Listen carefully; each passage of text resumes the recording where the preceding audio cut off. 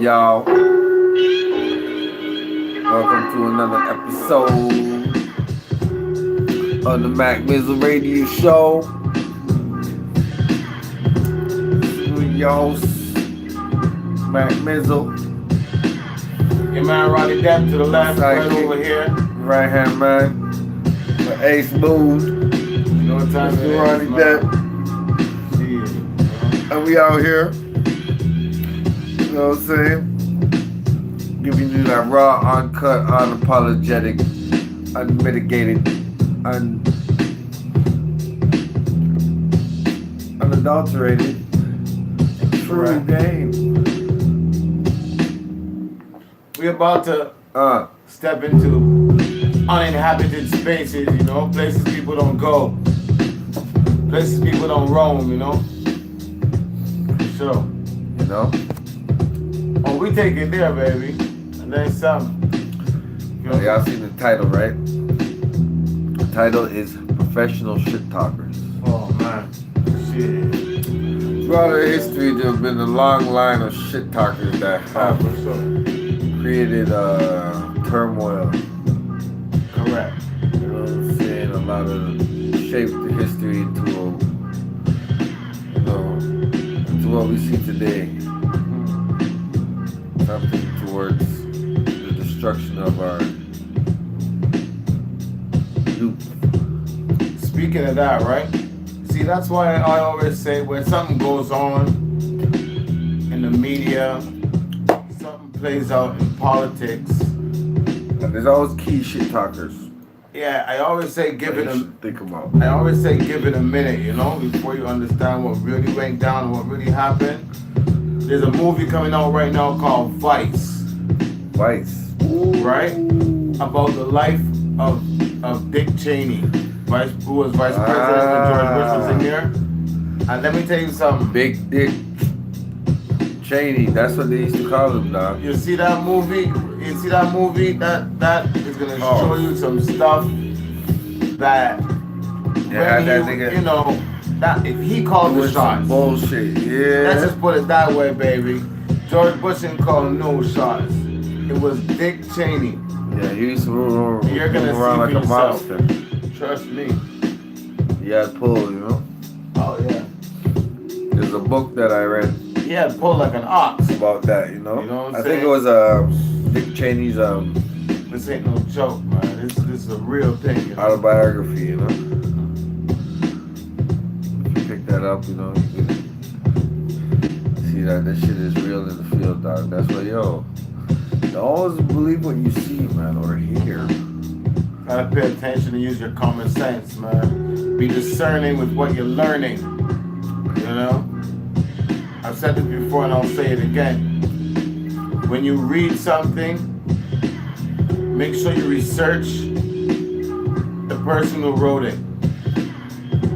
And when you finish researching the person who wrote it, research the person's motives for writing what they wrote. Which brings us to Exhibit A. Because I'm telling you right now. Shit talker extraordinaire. Give it to him. 1942 was the year exact.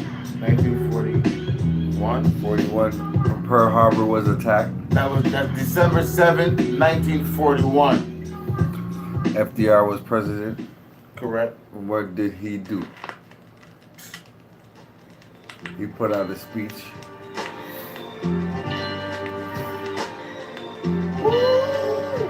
Prompting the United States Army to go and attack. That's that soft beat right there, baby. That's adult music right there. You know Japan, what I'm saying? all across the other side of the bro. world. I know nothing about that. Shit. So you know, just to give y'all a little synopsis of what I'm talking about. Pearl Harbor created what? Hiroshima? Right? That's correct. Which in turn created it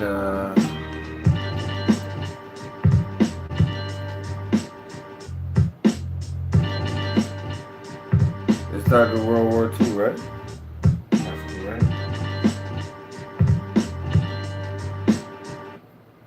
which in turn toppled the Third Reich, which is the Nazis, right? Correct. And gave Israel a sovereign state. Absolutely correct. In the land of Jerusalem, which is Palestine. All the while undermining and stepping on the back and building off the backs of the black man. The labor. We're gonna start with FDR. You know what I'm saying? Exhibit A. The labor. Come on, man. Now, you know, I don't like to really get my information from the dominant society, but you know, when you hear something that makes sense, you gotta give it up and you gotta apply it to with the knowledge you got. And you know, dissect it, do what you got with it, but you know, truth is undeniable, like I said before. You can say it anywhere, however, whenever. It's always gonna sound clever. You dig?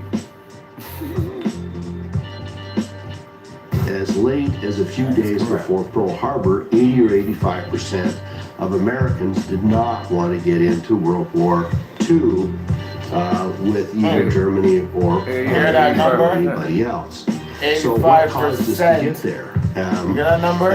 The common notion is that Japan, in a totally unprovoked way, invaded Pearl Harbor, and because of the pact that Japan had with Germany and with Italy, we were drawn into the war on both the Pacific and the European fronts as a result of this unprovoked war and our declaration of war against Japan, which precipitated Germany and Italy to declare war against us in a few days thereafter.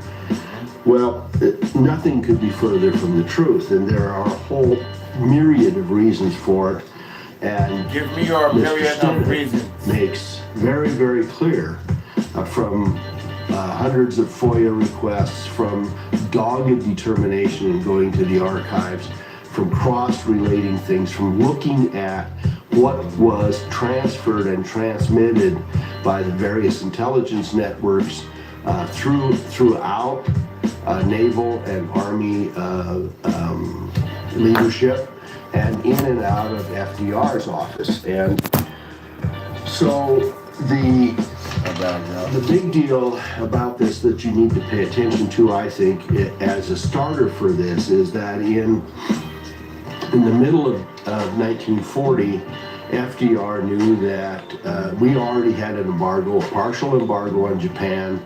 They had invaded China, I think, in 1937. We were resisting and had partially embargoed them, but it was a very leaky embargo. And we recognized, that is, the government recognized, that Japan was, in some senses, a bad actor in Asia, or at least that's the way we saw them. And as part of FDR's approach toward the whole thing, fully knowing, as he did, that he was going to somehow get us into the war, in the middle of 1940, he instructed a naval officer, Arthur McCollum, to establish a set pattern for them to proceed with Japan in a more and more draconian way to provoke them, to antagonize them, to contain them, and to embargo them. And McCollum came up with an 8-point plan. Now let me quickly read it to you. Remember now, this is in the summer of 1940, a year and a half before the attack. So McCollum came out with these 8 actions. A, make an arrangement with Britain for the use of British bases in the Pacific, particularly Singapore. So we were preparing a year and a half ahead of time for a war with Japan. B, make an arrangement with Holland to use the base facilities and acquisition of supplies in Dutch East Indies. India, now Indonesia. C, give all possible aid to the Chinese government of Chiang Kai-shek. D, send a division of long-range heavy cruisers to the Orient, Philippines, or Singapore. In other words, send our naval forces into the arena of Japan as a provocation. E, send 2 divisions of submarines to the Orient. Again, provocation. F, keep the main strength of the U.S. fleet now in the Pacific in the vicinity of the Hawaiian Islands, which was in fact done. So the fleet itself was primarily located on the Pacific coast and not in Hawaii, but the McCollum list intimated that it should be sent to Hawaii and basically pushing it halfway across the ocean to provoke the Japanese to a greater extent and also to move our ships there. And the admiral at the time that was head of the Pacific Fleet was a guy named, I believe, Richardson, and he was ordered to do so and stood down from it, argued with Franklin Roosevelt, stood down, was relieved of duty, and Kimmel was replaced, was put in his place. Arguing with Roosevelt? That's not a good Insisted thing. the Dutch refused to grant Japanese do and you demands do it. for undue economic concessions, That's how they- particularly oil. And H, completely embargo all trade with Japan in collaboration with the similar embargo imposed by the British Empire. So basically what McCollum proposed that the Americans do was work with the Dutch and the British to completely enclose and contain and antagonize and disable Japan. Japan being an island nation which was largely dependent upon imports. And we embargoed scrap steel, we embargoed oil and other minerals, we embargoed aluminum and some other products, and we encouraged and then basically demanded that the Dutch do exactly the same, and the British were also doing so. So we basically contained them and put them in a place where they could not conduct business, they could not conduct their war. Half of the oil that they needed or more was for military purposes, and they were being starved of it. And they knew that they had a 2-year supply chain set up, tanks and storage, but that they knew they were going to run out. So as soon as the embargo came into place, the Japanese began preparing for war, knowing that they may have to take over part of Southeast Asia in order to even come up with oil supplies. So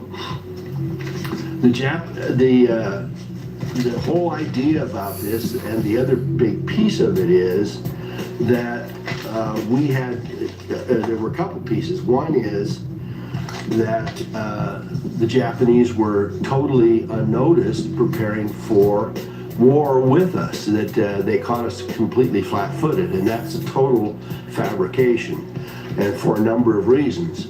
The Dutch ambassador, or assistant Dutch ambassador to Japan, warned us a year in advance that the Japanese were preparing for war, or at least maybe it was a year in advance. How did they know?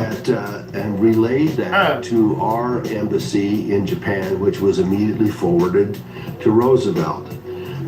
But not only that, they withdrew the tankers. The Japanese withdrew the civilian tankers and transports and commercial ships that they had, ordered them to immediately move back to Japan to be recommissioned, and we knew that in June or July of 1941. As a matter of fact, we closed the Panama Canal in the summer of 1941 to prevent the Japanese from using the Panama Canal to move those commercial ships 7 months into the Pacific arena from New York.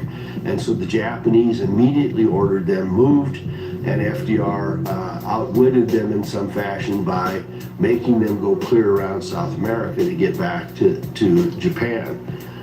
We had, the next part was that we had no diplomatic notice that the Japanese were planning and more urgently planning for war against us, and that is totally false.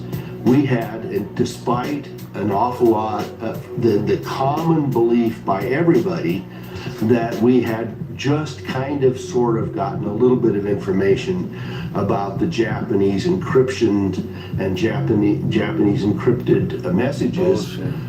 We had completely broken their diplomatic code and their military code and their civilian code. And it just took a matter of hours for us to translate that. So we knew at every turn of events what the diplomatic discussions were between Japan and New York, as well as European countries into Germany. We had a bead on what they were saying to each other throughout the entire process. And we knew when we goaded them how much we were goading them. Oh, listening, man. We also knew that they had sent a spy to Hawaii. They'd sent a young man to Hawaii to act as a spy. And we knew that he was a spy before he ever arrived in Hawaii. As a matter of fact, we had people at the harbor that photographed and witnessed him coming in, and then he was given free rein throughout Hawaii to surveil the fleet, to surveil Pearl Harbor. We knew his diplomatic transmissions from Pearl Harbor, the mapping and everything he did, telling the Japanese exactly how they ought to attack it. And not only that, but we waved off, the United States government waved off the FBI from watching this guy and turned it over to the Navy so the Navy could allow him free rein to do so. And nothing was ever done to invade him. They had bugged his house, they had bugged his phone, they had diplomatic invasion, and they knew exactly what he was doing all the time. And they said no one saw the Japanese fleet coming, that the Japanese had maintained radio silence through the entire trip, and that nobody got any notice of what was going on. Well, we knew in Japan that they were preparing. We knew that they were clustering to make the attack. They took off in November 25th, I think, or 26th, to head toward Hawaii. We had, at that same time, told Admiral Kimmel to take all of his ships and surveillance out of the North Sea, northwest of Hawaii, and keep a silent zone there, which in effect gave Japan free rein to come in and not be noticed ahead of time, because because FDR and the bunch did not want Kimmel to accidentally come upon the fleet that was coming toward us and thereby start an action precipitously.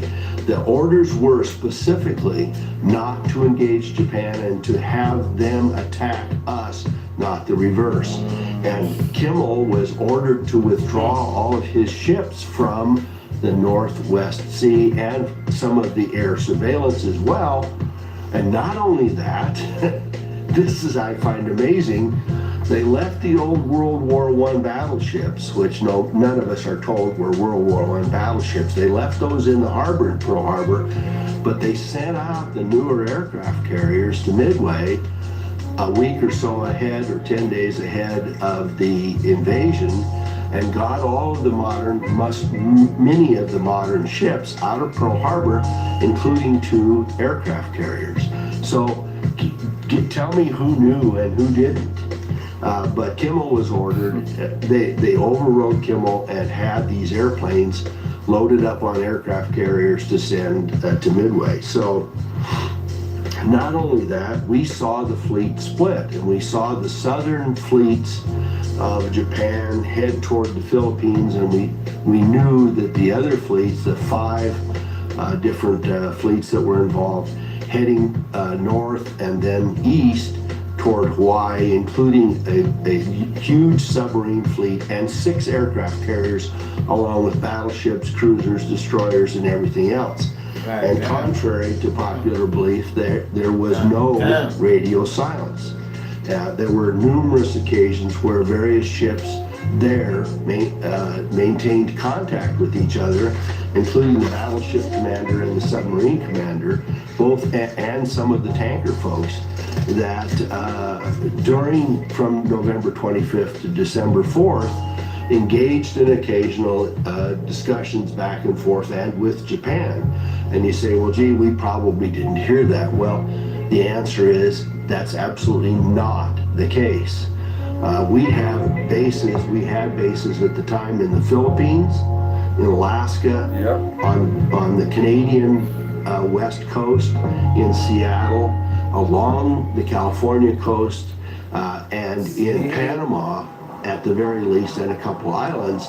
And all of that information was sent and converged, in addition to Hawaii, was sent and converged and was immediately translated. And we had identification codes on all of these ships. We knew which ships were there. We knew which ones were the tankers. We knew which ones were the military ships. And despite the fact that Japan had changed its code and changed the names of the ships, because of the potential of the individual identifications of the radios, we could actually tell which ships that got new designations, which ships those were. In addition to that, we had not only the diplomat or the military code decoded, so we knew exactly what they were saying to each other, but we also had radio direction finders that could tell in the arc where these ships were. And we knew throughout, clear till December 4th, that this fleet was moving north and then east toward Hawaii. Not only that, there were civilian ships, including, I can't remember, is the Ludmi or something like that, that during that week, that between November 25th and December 4th or 5th, was heading west toward Hawaii, and it also had radio location information, and it picked it up and it handed it over to the fleet intelligence, and that record has disappeared, and there are many records that have disappeared.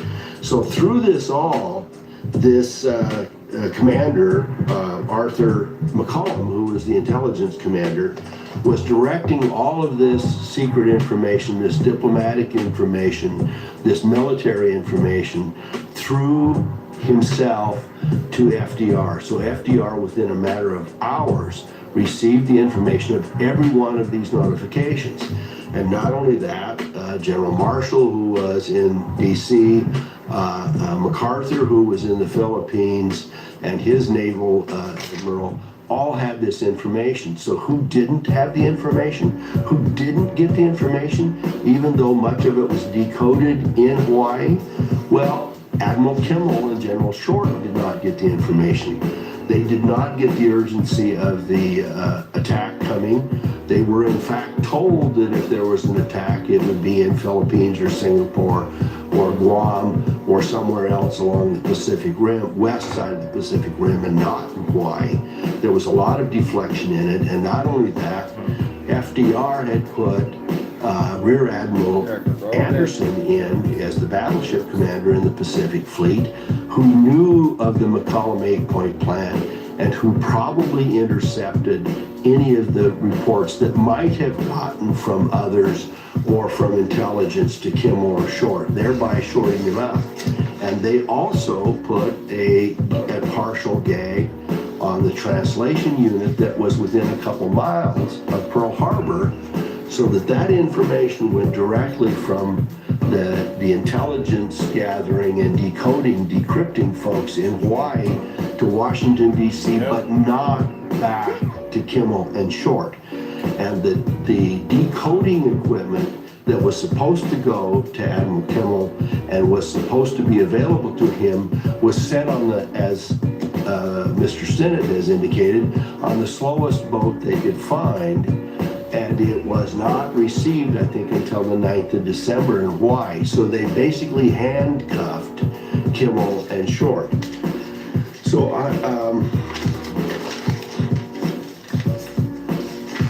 let me just check here for a second. So basically there was no prior notice to Kimmel and Short. There were no prep plans that were given.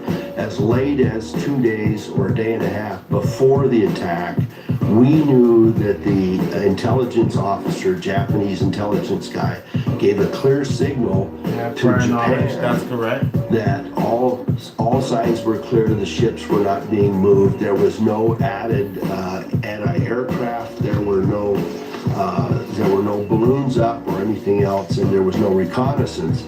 So everything was left wide open through the whole process. And the ongoing reports all went to FDR. Well, how do we know that? All of the reasons above, and the additional proof that many of the things that make clear indications of what was going on within our government, hiding what was going to happen in Pearl Harbor, knowing full well what was going to happen in Pearl Harbor, have been either scrubbed, hidden, or remain classified to this day.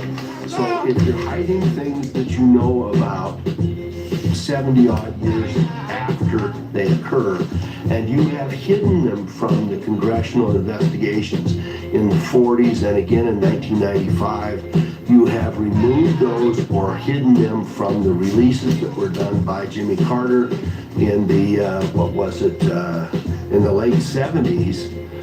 All of that stuff is there to say the United States is still hiding what it's doing. So I would ask you as a closing, and this as part of the FDR stuff, if you had a commander that knew with all reasonable certainty that his own troops were going to be attacked, and he left them as sitting ducks out so that they could be attacked just to change public opinion, and he did nothing to warn them or to allow them to defend themselves, and 3,000 people and a huge number of ships and our Western fleet were destroyed as a result, would you call that treason? And I don't care. I know Mr. Stennett is very careful to say, you know what I call it? FDR had a tough position American because politics. nobody wanted to get into war except him. You know what I'm saying? And so, It ain't sweet. as part of the 3,000 people died in Pearl Harbor. 3,000 people died in 9/11. Many times promised, I will not send your boys to a Realize, foreign war. recognize, 9/11 is going Do you know down. why that is disingenuous? Because as soon as we were attacked, what What's the next Roosevelt 3,000 said to come? was, we have been You know what had I'm war saying? declared upon us, so it is no What's the longer next a 3,000 foreign are? war. Have they already Our started boys on the are next involved 3,000? in our own war, which has been thrust attention. upon us. So it was Pay a cute attention, way man. of saying, elect me, your I'll eyes, keep keep you ears out of open the at war, all knowing times. full well that he was going Like to I put said, us if you in see war. something you don't And in understand, all turn to truth, somebody and ask we a were in question. war a Figure year it or out. so before because we were helping Real both the here, right? Russians and the British. And the Real next here. discussion I'm going to have is this one, which is called From Major Jordan's Diaries, and it's a book I have had great difficulty finding. It is a book that has been as hidden as it could possibly be, and it involves an officer in the military at Malmstrom Air Force Base in Great Falls, Montana, who watched the material and many other things, which I will discuss, go from Malmstrom Air Force Base across to Russian pilots who took our airplanes for their defense, loaded full of our material across to Alaska and Siberia and into Russia and Soviet Union for the defense of our ally, the Soviet Union, and even before that. So that's my little report for today. I thought it would be shorter than this. I thought this would be a summary because, as you might note from the back of my book, there are about 10,000 facts I've skipped. I'm going to leave an attachment for you for YouTube to look at YouTube channels. You can see Mr. Stennett's report. He is much more generous to FDR than I am, even though his book clearly lays out the fact that we were snookered as Americans and that we were drawn into war intentionally by our own American administration. Thank you so much for watching. This is Red Pill number 496. If you like it, give it a thumbs up, subscribe. See, so that goes to show right there.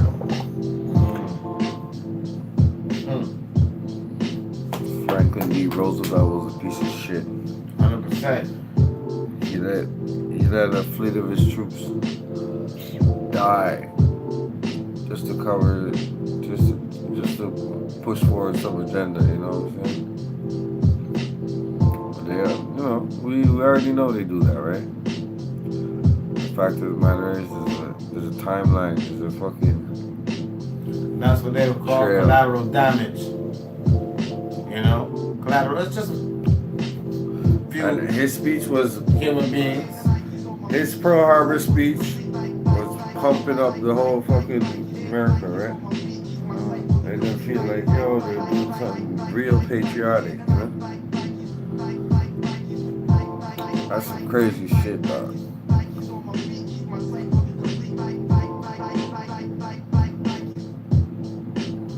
know what I'm saying?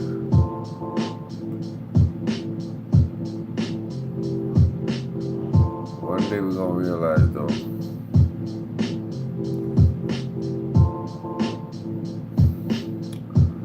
FDR, the first professional shit talker. That's a guarantee, baby. I know there was before him, or we gonna start from there? That's what's up. That's what's up.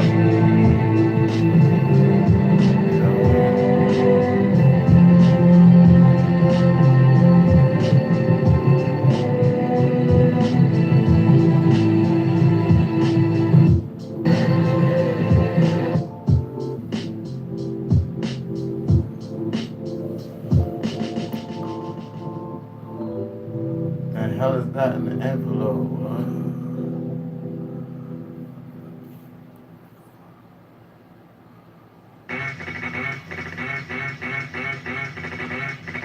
Look at George.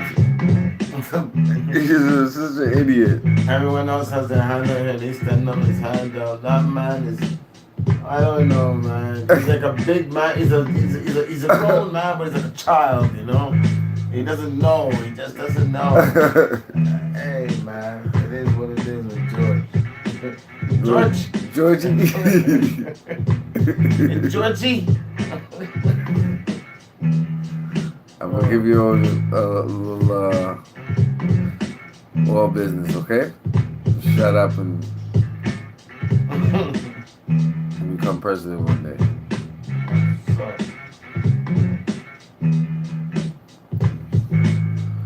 But yo, that's crazy because, you know, all these presidents are full of shit, you know? They're all here to push an agenda, but you gotta see which ones are really on some shit, you know? Motherfuckers think Trump is this and that and the other. But Trump ain't no different. Shit. What's the difference between Trump and Obama?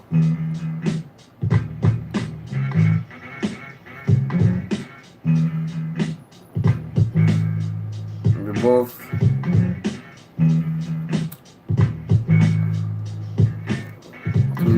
two heads of the same coin, you know? Shit, I'm dropping my shit. Need balance, man. See what I'm saying?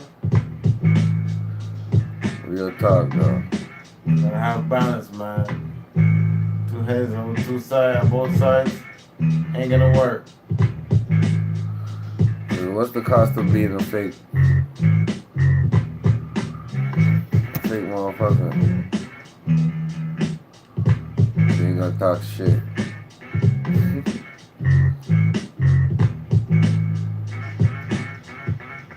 I know what the cost should be.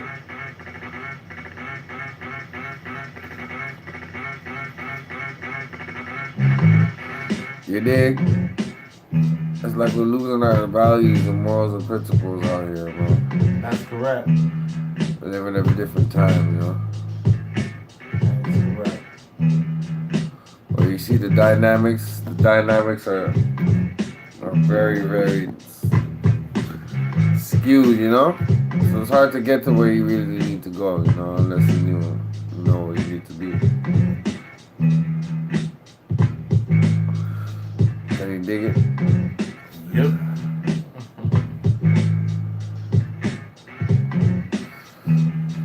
Professional shit talker number 2.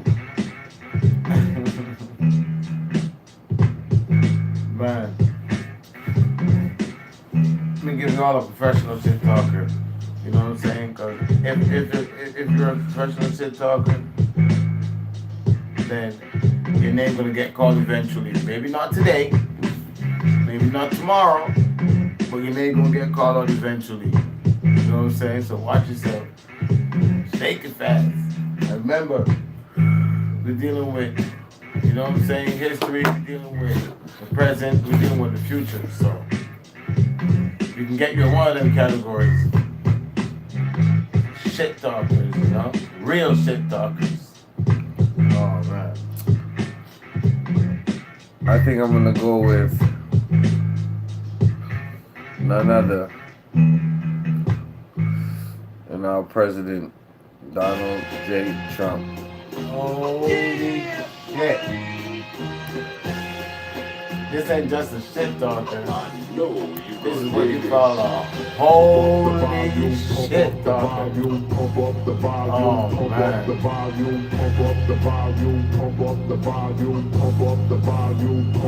Volume.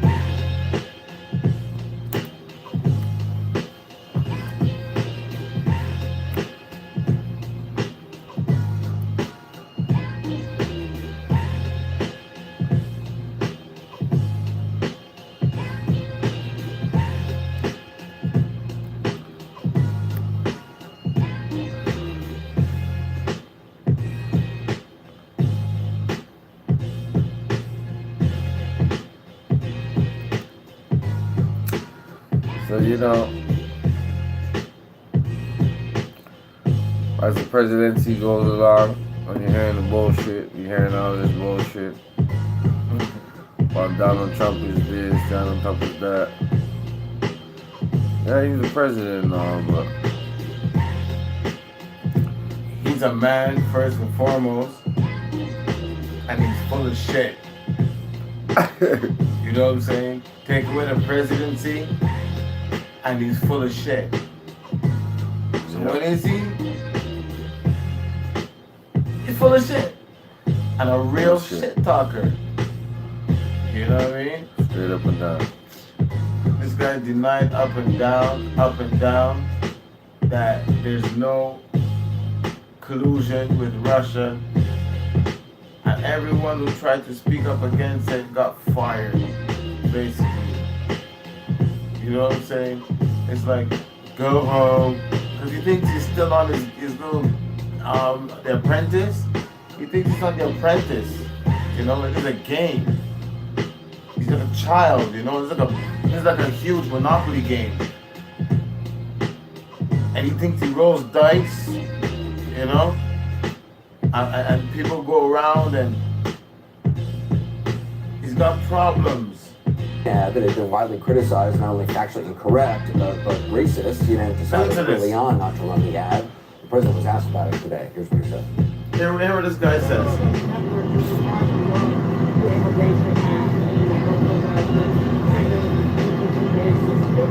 I don't know about it. I mean, you're telling me something I don't know about. We have a lot of ads, and they certainly are effective based on the numbers that we're seeing. Well, a lot of things are offensive. Your questions are offensive a lot of times, so, you know. Joining me now, CNN chief media correspondent, host of Reliable Sources, Brian Selkin. Brian, the idea that the president did not know about this ad, given the amount of TV he watches and cable news he watches, this ad has been widely discussed. Seems hard to imagine. Yeah, even his presidential Twitter account shared the man ad is with people. But its amazingly exposure full on of television was even more problematic because this ad was being broadcast on one of the most popular programs on television, Sunday Night Football on NBC. That created a severe backlash this morning, and NBC quickly came out and said, "Whoa, there's something wrong here due to the insensitive nature of the ad. It will not air anymore on NBC or on MSNBC, where it was also airing." But that's just to say that this guy has,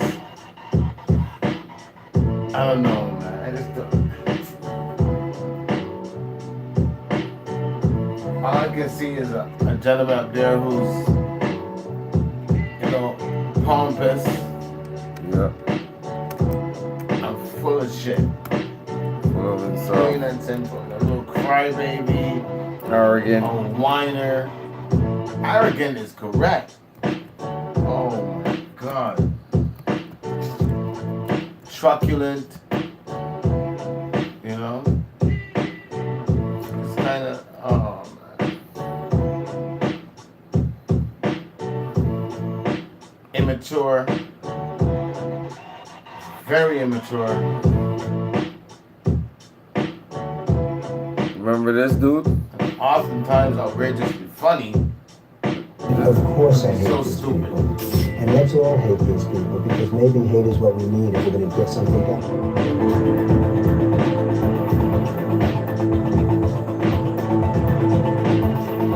Remember the Central Park Five? Yeah. What did Donald Trump say? I am strongly in favor of the death penalty. I'm saying if they're found guilty, if the woman died, which she hopefully will not be dying, but if the woman died, I think they should be executed.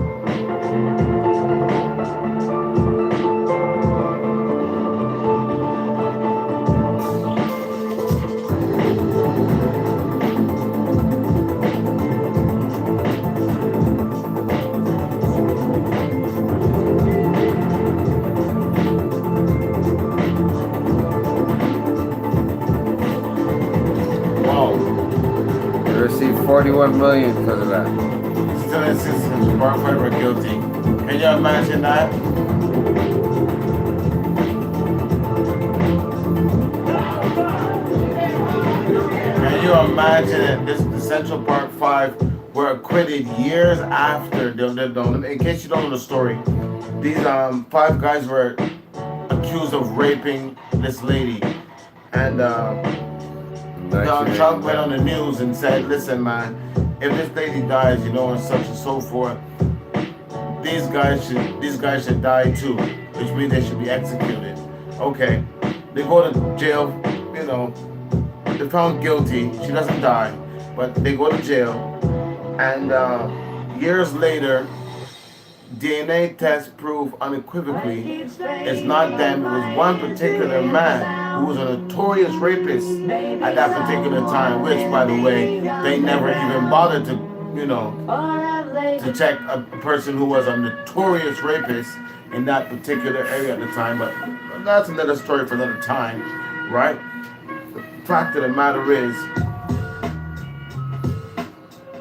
even after the DNA test proved that it was this particular guy, and the guy confessed himself, Donald Trump still went on record and said, "I still think that the Central Park Five are guilty." That's y'all president. Y'all are motherfucking crazy with it, And that's the president. And that's why I say he is a real shite talker. A real shit talker. Believe me. That's why Jackass. you know, but he's a part of a bigger agenda, you know. Well, I gotta beat it, bro. That's it, you know.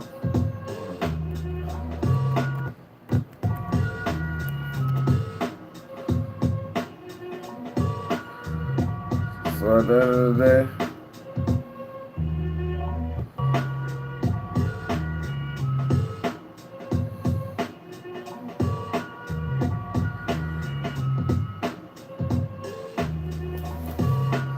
it ain't what you know, it's what you can prove.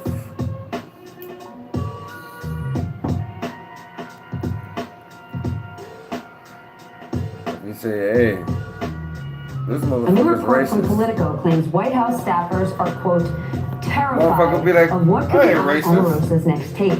The former Trump insider Omarosa. says she has recordings of him using the N-word. But these allegations of Omarosa, racism are not the that's first time we've that's heard this one person against for this him. president. Sarah, how can we say how much it was? She, you Come on. know, We didn't hear she's anything until the acid campaign. tongue, So we're but going to she's jog the also memories armed of with those facts. 378 So at the end of the staffers day, you who know, work in as this much White as House. Let's start with a video she may not from have the best delivery, 1989. Is it You gotta Donald pay Trump? attention because she's telling the truth. A well-educated black has a tremendous advantage over a well-educated white in terms of the job market. And I think sometimes a black may think that they don't really have the advantage or this or that, but in actuality, today, currently, it's a great, I've said on occasion, even about myself, if I was starting off today, I would love to be a well-educated black because I really believe they do have an actual advantage today. Okay, and there's much more. In the 1970s, the Justice Department claimed that Trump's real estate company tried to avoid renting apartments to African Americans. Several of Trump's casino workers have claimed he gave preferential treatment to white workers. In 1989, Trump urged the death penalty for 5 black and Latino teenagers known as the Central Park Five. He said they were guilty of raping a white woman even 10 years after DNA evidence exonerated them. 23 years later, Trump claimed that then President Barack Obama was not born in the United States. And in 2015, Trump kicked off his campaign with this. When Mexico sends its people, they're not sending their best. They're not sending you. They're not sending you. They're sending people that have lots of problems, and they're bringing those problems with us. They're bringing drugs, they're bringing crime, they're rapists, and some, I assume, are good people. Some fine people. It hasn't stopped, by the way. In June 2017, the New York Times reported Trump said 15,000 immigrants from Haiti, quote, all have AIDS, and over 40,000 Nigerians would never, quote, go back to their huts. The White House pushed back on Anyone those heard claims. what this guy said? MSNBC fans, thanks for checking out our YouTube channel. Subscribe This by guy clicking said- on Trump, the button down there. professional ship talker number 2. Here to watch the latest interviews and highlights. You can get more MSNBC for free every day with I'm our about to do newsletters. a part 2 of this series, man. You know what I'm saying? Because, yo, newsletters to a sign lot up of now. shit talkers out there, man. We got to get through it. Now. But, yo, at the end of the day, we got the two of them locked down. FDR, Trump, and everything in between. So until next time, like, subscribe, share, comment, holler back at your boy. It's your boy Mac Mizzle, you know what I'm saying? Alongside my co-host, Mr. Cool. You know, he's knocked out because, you know, we've been smoked out this motherfucker and doing it in the Hey, man, it is what it How is, player we man. doing it, you know You know what what I'm I'm saying? saying? Moving the groove, you know, try Come to, on now. yeah, do it for the real. You know what I mean? So, in this life, keep it real with yourself, man. Or you're gonna be labeled a professional shit talk. Guaranteed, boy. We gonna catch up to you sooner or later. You